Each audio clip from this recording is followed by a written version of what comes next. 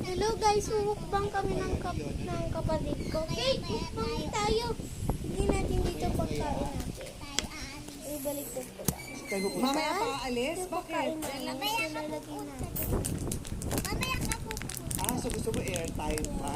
Oo, mahaba pa kailangan daw. na natin kausapin si Tina Gladys Reyes. Ayan, hurado, magko-comment na. Hi! Fearless Friday, madlang people.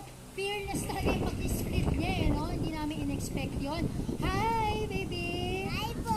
Ay, alam mo, ang galing-galing mo kayang kumanta, no? Hindi posible yung sana mo, eh. Talagang matutupad yung pangarap mo na yan. At sabi ni Ate Vice kanina, sa'yo, di ba, pwedeng, baka mamaya mag-concert ka pa sa Araneta o kaya makapunta ka sa Araneta. Hindi rin imposible yun.